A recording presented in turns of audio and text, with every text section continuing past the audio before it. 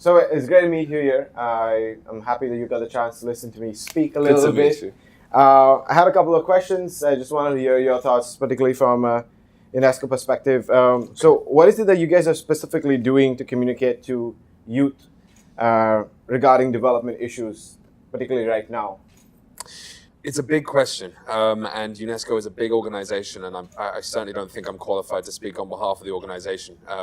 It's a global organization with multiple initiatives to engage young people. I think it's important to assert that all UN agencies are doing much more now to try and engage young people, and there's a lot of good reasons for that. Ultimately, young people should be involved in the decision-making process that will ultimately affect them. And Ban Ki-moon has done a lot of work to advocate that we focus more of our energies on young people. In terms of UNESCO, UNESCO is the UN organization focused on education, science, and culture. So again, each UN agency has its own specific focus, but then a lot of us have work that is cross-cutting. My project is primarily focused on encouraging intercultural and interfaith dialogue for peace building. That's based on this idea that if we come together and we talk, then we'll be able to understand each other better and have a better understanding of culture, and that will lead to a more peaceful society. And that's inherent within UNESCO's mandate and constitution. So we are all pulling in that direction to encourage us to communicate and talk. It's inherent and important in education, and we have more opportunity to do that now than ever, especially using modern technologies and local technologies, etc. As you speak about modern technologies and how to actually get to youth and getting them to talk, my other question would be, what right now do you think are the best tools for us to be able to get you to communicate and mobilize themselves towards activating or achieving the SDGs right now? You know, it's really complicated. Just look at Asia Pacific. It's so diverse. I think the first question you have to ask yourself is, who are you targeting and why? What youth group are you focusing on? So, for example, a campaign to target young people, say student communities, are much more likely to use online technologies but most importantly, work with organizations that already have those established relationships. Organizations like AIESEC, who have established communities of student networks. Again, if I'm trying to reach more at-risk populations or go to parts of Asia and the Pacific that maybe don't have access to technology, I'm going to choose a completely different approach. So I think it's important that when you're designing a campaign, you're thinking very clearly about your target audience, and you're also assessing your own capacity.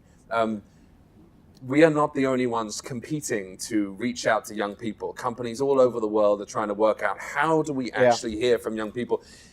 In many ways, it's too competitive.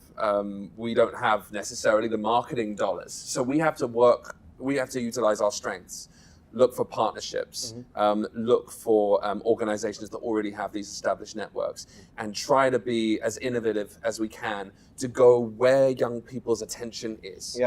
Think about the attention. That makes complete sense, especially right now, looking at the Youth Speak survey that we just did, parts of which I just presented this morning. I'd say 55% of the people that actually answered that survey said 55% of them said, I live on my smartphone. Like, I live on my smartphone. And then we asked them, what is the technology, like, where would you like to use technology? And they said, I would like to use it for agriculture, education, and human services. And then here are two statistics, and we say, okay, what can we do to bring them together? Because if 55% of youth right now are living on their smartphone, and this is what they would like to use technology for, can we integrate that? Can we get other organizations to come together and find ways for us to actually get them to communicate and act on the SDGs, right? So from that perspective, my last question for you is, you got the chance to hear a little bit about Youth Speak and some of the things I was talking about. Any of those insights for you particularly that you said, like, oh, okay, here's something we could do, or this is cool, I've not heard about it before, let's see what we can do together around that? You know, the great thing about initiatives like Youth Speak, first of all, AIESEC and the team did a great job of reaching a significant sample of young people. I believe, how many hundreds of thousands? 160,000. 160,000 young people responded, which is a huge achievement. Again, how are we getting young people's attention? You got their attention right there. So bravo, congratulations. What can we use? I think one of the great outcomes of Youth Speak was the way youth groups within AIESEC and other organizations utilize that data to actually inform their advocacy, especially in Latin America, I believe. I believe you had members who were taking that data and going, how can I use this to apply for grants? How can I use this to make better programming? And that's not always the natural or instinctive outcome from initiatives like this. How can this data inform advocacy? I mean, for us, Youth Speak is encouraging because it shows that young people really, really care about education. And that's our focus, that's our mandate. And we know that young people deserve access to education, and they deserve an education that is more relevant. I mean, it's going to help them get better work. And that's what we do at UNESCO. That's what we are trying to achieve, is access to education, and an education that is not only beneficial for your career, but also gives you a sense of identity, creating a shared identity, say, for example, in Asia and the Pacific, bringing young people together, encouraging dialogue, etc.